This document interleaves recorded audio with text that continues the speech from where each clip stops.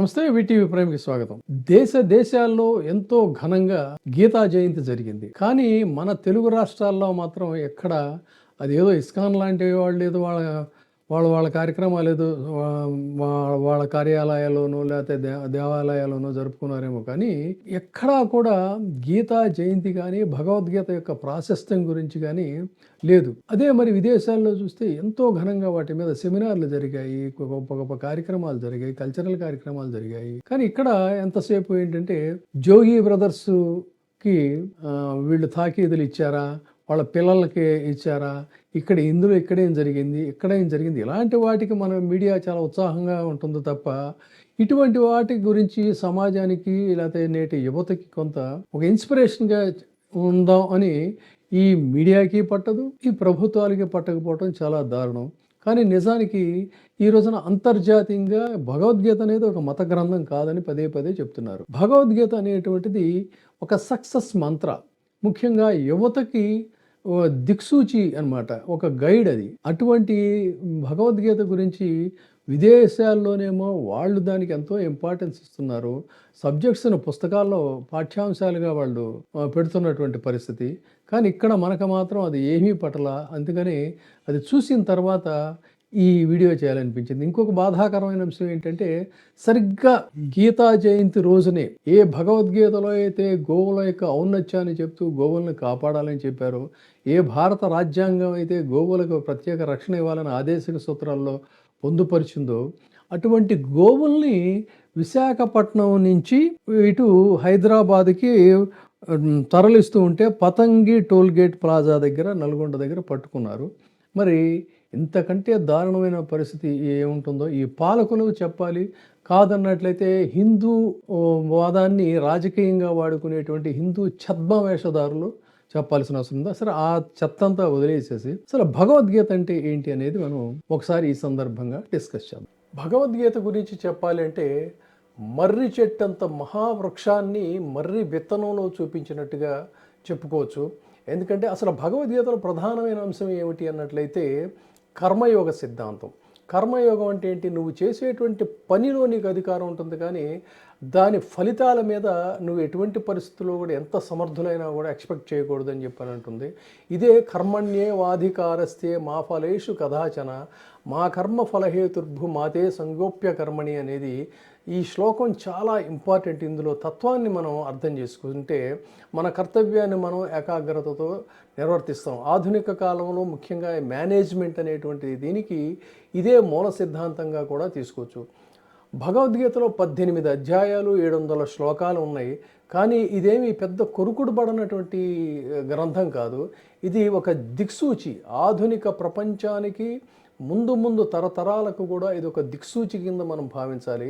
అసలు కర్తవ్యం ఏంటి, నైతికత ఏంటి, ఆత్మజ్ఞానం ఏంటి, నిష్కామ కర్మ ఏంటి అనేటువంటి ఇవన్నీ తెలుసుకోవాలంటే ఖచ్చితంగా గీతని యువత కూడా చదవాల్సినటువంటి అవసరం ఉంది. ఫలితం కోసం కాకుండా కర్తవ్యం కోసం చదవాలి. ఇది భగవద్గీత.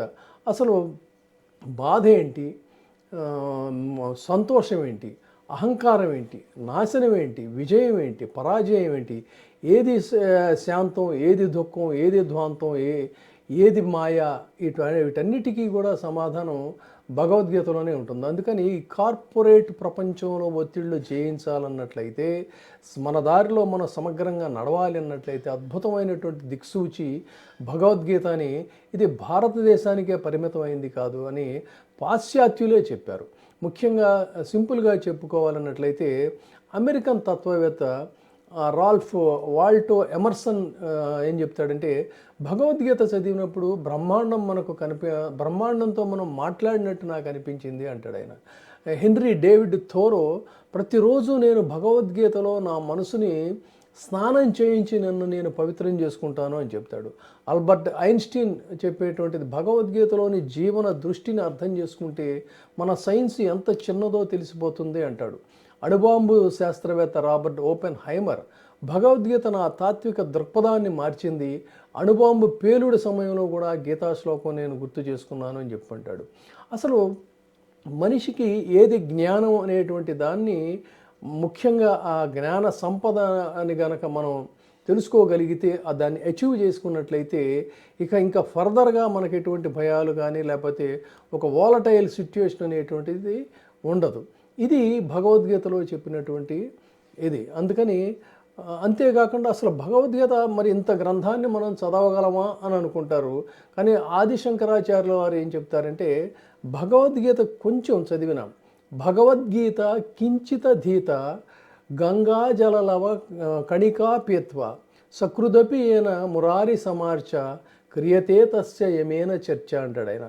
భగవద్గీతను కొంచెం చదివినా అది గంగాజలంలో ఒక చిన్న కణిక అంత దాన్ని స్వీకరించినా కూడా అసలు మనకి మృత్యు భయం అనేటువంటిది ఉండదు అని చెప్తాడు. ఇక్కడే అర్థం చేసుకోవాల్సింది ఏంటంటే భగవద్గీతను చదివితే చావు మనకి రాదు అని కాదు. అక్కడ చాలామంది అలా అనుకుంటారు.